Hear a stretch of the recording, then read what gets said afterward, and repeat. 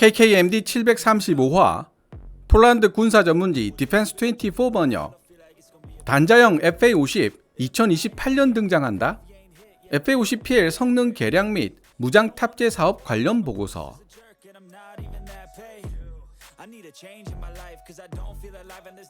2024년 8월 5일 폴란드 군사 전문지 디펜스 24는 한국 항공우주 산업이 폴란드 바르샤바 본부에서 주최한 조찬 기자회견에 초청되어 FA-50PL 진행 상황에 대한 정보를 브리핑받았다고 보도했습니다.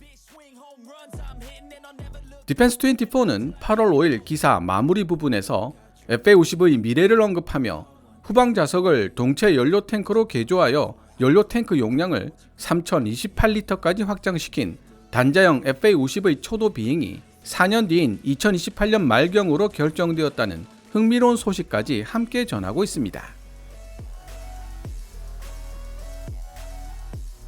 FA-50PL 버전에 있어 가장 중요한 두 가지 개량 요소로는 능동 전자주사 배열 A사 레이더와 중거리 공대공 미사일 AIM-120 암람 통합 여부를 들 수 있습니다.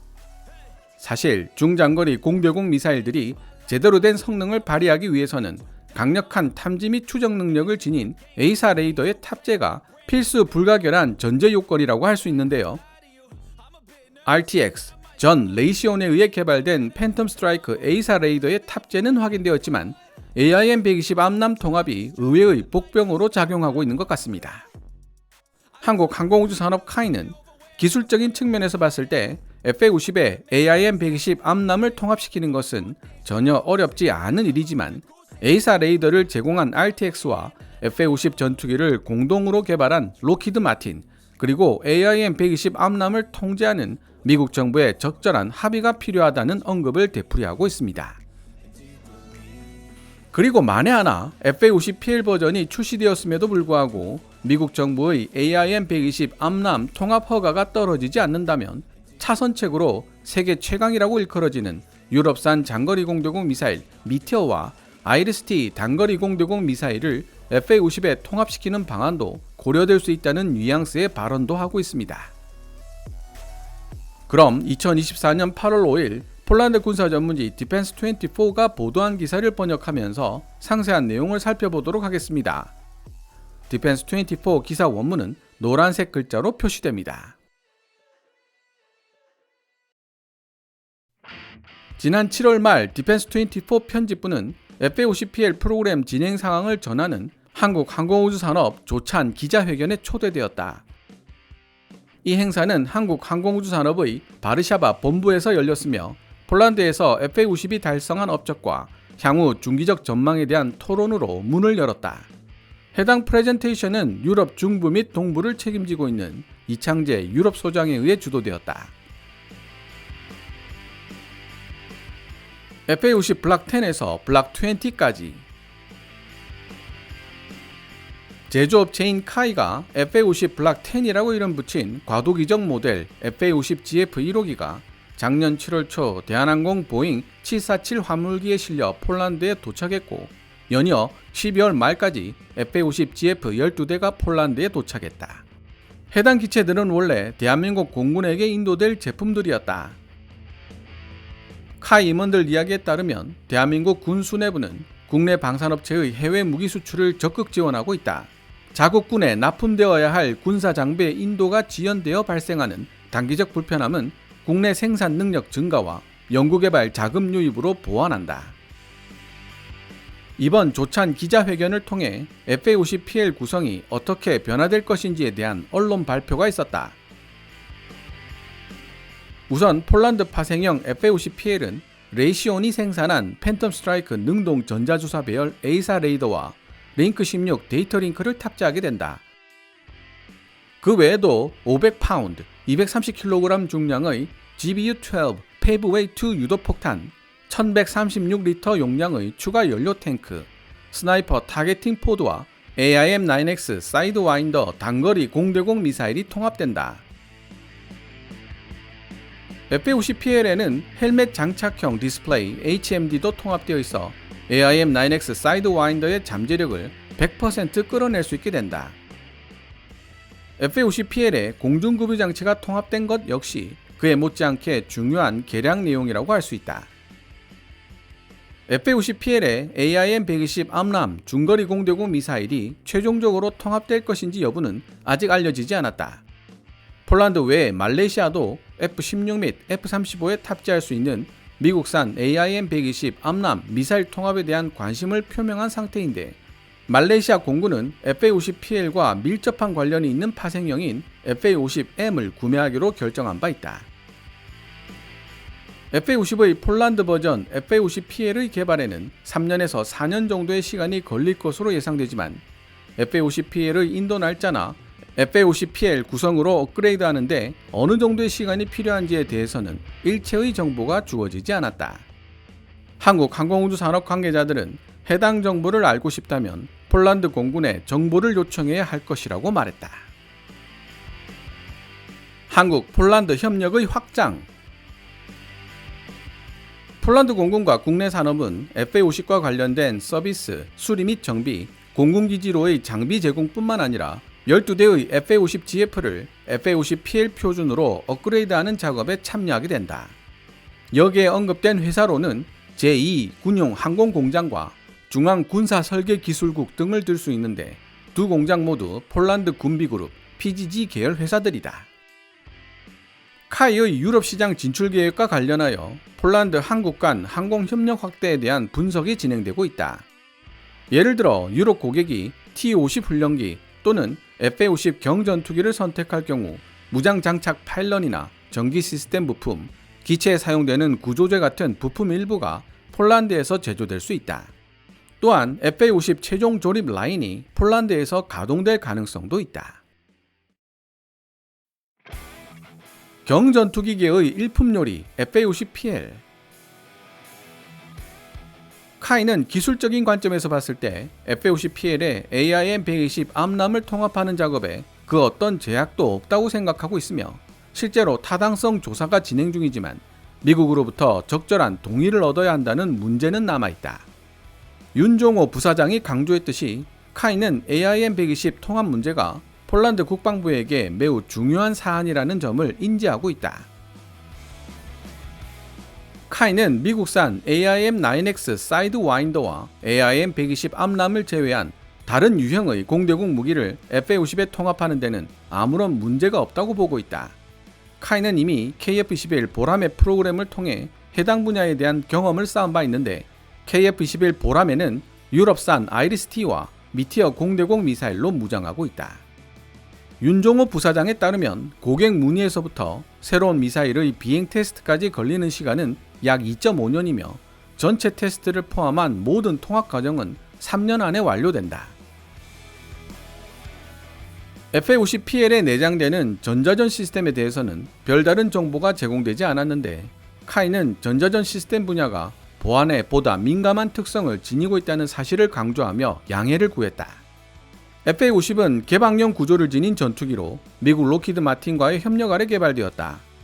FA-50에 내장된 전자전 장비와 관련 소프트웨어는 카이와 로키드 마틴뿐만 아니라 팬텀 스트라이크 A사 레이더 제조업체인 레시온의 인증이 필요한데, 현대 전투기에서 A사 레이더는 전자전 EW 세트의 필수적 구성 요소로 자리 잡고 있다. FA-50PL 시제기는 내년 4분기에 비행할 예정이다. 이 시제기들은 위성 및 관성, 항법, 모듈을 제외하고 폴란드의 요구사항을 완벽하게 충족시킬 것이다. 미국에서 차세대 내장형 위성 및 관성 항법 장치 EGI 키트에 대한 개발 작업이 진행 중이지만, FA-50PL이 인도될 예정인 2025년 4분기까지 준비되지는 못할 것이다. 따라서 FA-50PL 초도 양산분들은 현 세대 장치와 함께 인도된 후 새로운 키트를 받을 가능성이 있다. 유럽, 아시아, 아프리카의 세 나라와 한 개의 상업적 기업이 FA-50에 관심을 표명했다. 교체가 시급한 구형 훈련기 및 구형 전투기를 보유한 공군뿐만 아니라 값비싼 다목적 전투기 플랫폼을 보완해줄 수 있는 경전투기를 찾는 공군들 또한 FA-50의 잠재적 고객군에 속한다. 폴란드 공군기지 건설. 카이는 현재 폴란드 공군을 위해 36대의 FA-50PL 전투기를 개발하고 생산하는 데 주력하고 있으며, 폴란드 국내 업체들이 이 과정에 참여할 것이다. 최종 조립 및 점검은 비스툴라 강 위에서 이루어질 예정인데 윤종호 부사장은 한국에서 폴란드까지 비행에는 무려 14시간이 필요하므로 카이는 폴란드 현지 파트너가 필요하다고 말했다. 폴란드에 인도된 12대의 FA-50GF는 원래 한국 공군을 위해 제작 중인 것들이었고 따라서 매우 빠른 속도로 인도될 수 있었다. 그러나 한국 공군은 이미 지상 장비를 보유하고 있었던 탓에 FA-50GF 주문에는 지상 장비가 포함되어 있지 않았다. 그래서 FA-50GF 및 PL 구매에 대한 행정협약은 지상 장비를 2025년 9월까지 인도하도록 규정했고 지금까지 카이는 계약에 규정된 장비의 약 50%를 인도했다. 지금까지 폴란드 FA-50GF 조종사 8명이 대한민국에서 훈련을 받았다. 현재 이 조종사들은 2명의 한국인 교관의 지도하에 민스크 마조비에츠키에서 훈련을 받고 있는데 이들 중 폴란드 공군 소속 조종사 2명이 향후 FA-50PL 교관이 될 예정이다. 카이와의 계약은 한국에서 24명의 조종사를 훈련시켜 총 32명의 폴란드 파일럿을 훈련시키는 것으로 규정되어 있다. 지상 인력들 역시 카이 본사와 대한민국 공군기지에서 훈련을 받았는데 FA-50PL 버전 도입에 따라 정비 인력 양성 프로그램도 함께 업데이트될 것이다. 만드는 데만 2년이 걸리는 FA-50GF용 시뮬레이터는 현재 생산이 진행 중이며 윤종호 부사장에 따르면 40%의 진행률을 보여주고 있다. 계약 내용에 따르면 FA-50GF용 시뮬레이터 1호기 인도는 내년 2분기에 이루어질 예정인데 FA-50GF 조종사 양성 훈련 과정의 일부가 한국에서 수행되어야 하는 이유가 바로 여기에 있다. FA-50PL 버전은 개발 중인 상태이기 때문에 훈련 과정 역시 아직 진행되지 않고 있지만 카이는 이 문제에 대한 해결책을 모색하고 있는 중이다. 단자형 FA-50의 미래. 단자형 FA-50 설계가 공식적으로 시작된 것은 2달 전이지만 카이는 이미 작년부터 단자형에 대한 설계 작업을 시작했다. 단자형 FA-50을 개발하는 프로그램은 대한민국 정부의 후원을 받고 있지만 전투기를 재설계하는 과정은 일반인이 생각하는 것처럼 간단한 작업이 아니다. 후방 조종석에 추가 연료 탱크를 배치하려면 우선 안전상 요구사항을 충족하는지 체크하고 전투기의 균형을 유지하기 위해 기체를 구조적으로 변경하는 작업이 필요하다. 이 모든 작업은 단자형 버전이 가능한 한 기존 항전 소프트웨어 및 장비를 그대로 유지하여 취급상 특성이 크게 변경되지 않도록 하기 위한 것이다. 단자형 FA-50의 첫 비행은 2028년 후반으로 예정되어 있다. 대한민국 공군이 단자형 버전의 FA-50을 구매하고 싶어 할지 여부는 아직 알려지지 않았지만 윤종호 부사장은 구매 가능성이 높다고 생각한다. 단자형 FA-50 전투기는 연료 탱크 용량이 800미국 갤런, 약 3028리터로 증가했기 때문에 현재보다 훨씬 더 길어진 항속거리를 자랑하게 될 것이다. 지금까지 2024년 8월 5일 폴란드 군사 전문지 디펜스24가 FA-50PL 진행 상황 및 단자형 FA-50에 대해 보도한 기사를 번역해 보았습니다. 여기서 FA-50PL에 중장거리 공대공 교전 능력을 부여해 줄 수 있는 AIM-120 암람 혹은 미티어 통합 문제에 대해 잠깐 생각해 보겠습니다. 디펜스24 기사를 통해 FA-50PL에 AIM-120 암람을 통합하는 안건에 대한 미국의 승인을 받는 과정이 워낙 까다로워 생각보다 오랜 시간이 걸리고 있다는 사실을 알 수 있습니다. FA-50의 정통한 소식통과 대화를 나누면서 이 부분에 대해 여러 번 질문해 보았지만 디펜스24 기사 내용과 똑같은 답변만 들을 수 있었습니다. 기술적으로는 아무런 문제가 없다. 다만 정치 경제적 걸림돌이 작용하고 있을 뿐이라는 내용의 답변이었죠. 한국 항공우주산업 카이는 AIM-120 암람을 대신할 가능성이 있는 대체품으로 미티어 공대공 미사일을 언급하고 있는데요. 미티어의 성능이 AIM-120 암람을 압도한다는 사실은 공공연한 비밀입니다. 게다가 2019년 발생했던 인도 파키스탄 공중전에서도 알 수 있듯이 AIM-120 암람에 사용되는 레이더 주파수는 정보 수집 등을 통해 상당수 노출되어 있습니다. AIM-120 암람을 사용하는 국가들의 숫자가 그만큼 많다는 의미이기도 하죠.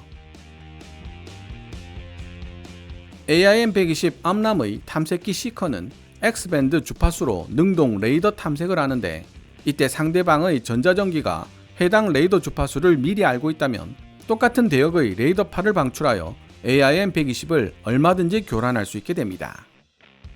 인도 파키스탄 공중전에서 파키스탄 F-16이 발사한 AIM-120 암람이 전파 교란을 당해 도중에 추락한 사건이 있을 정도죠. 이에 비해 미티어 공대공 미사일은 상대적으로 사용하고 있는 국가의 수가 적어 레이더 주파수 등이 노출될 확률이 낮고 양방향 데이터 링크가 가능해 레이더 사용 없이 궤도를 수정할 수 있는 기능을 갖추고 있습니다. 그 외에도 미티어 공대공 미사일은 많은 장점들을 지니고 있습니다. AIM-120 암람의 경우 목표물이 지그재그로 비행하면 이를 추적하여 지그재그로 비행하는 AIM-120의 운동 에너지 역시 종말 단계에서 급격하게 소비되어 명중률 하락으로 이어진다는 문제점이 지적되었지만, 덕티드 램젯을 탑재한 미티어는 종말 단계에서 새로운 가속이 가능해 상대방의 회피 가능성을 극적으로 떨어뜨릴 수 있습니다. 사정거리가 길고 마 4 이상의 빠른 속도까지 보유하고 있어 그야말로 궁극의 공대공 미사일이라고 부를만 합니다. 만약 FA-50PL 혹은 단자형 FA-50이 미티어를 운용할 수 있다면 호랑이가 날개를 단격이라고 할 수 있을 것입니다. 다만 성능이 우수한 만큼 미티어의 가격이 AIM-120보다 훨씬 더 비싸고, FA-50PL에 탑재되어 있는 팬텀 스트라이크 A사 레이더의 성능이 미티어의 긴 사정거리를 커버할 수 있을 것인가 라는 문제가 남습니다. 최고의 시나리오는 국산 A사 레이더에 국산 중거리 공대공 미사일이 개발되어 통합되는 것인데요. 해당 내용은 추가적인 외신이 나오면 별도의 영상으로 다루어야 할 것 같습니다. 오늘 KKMD에서 준비한 내용은 여기까지입니다. KKMD는 여러분들께서 챙겨봐 주시는 광고 수익으로 운영되고 있습니다만, 영상 제작을 직접 지원하고 싶다면 농협 94812-16701호로 후원해 주셔도 됩니다. 지금까지 시청해 주셔서 감사합니다. 케빈즈 밀리터리 채널 KKMD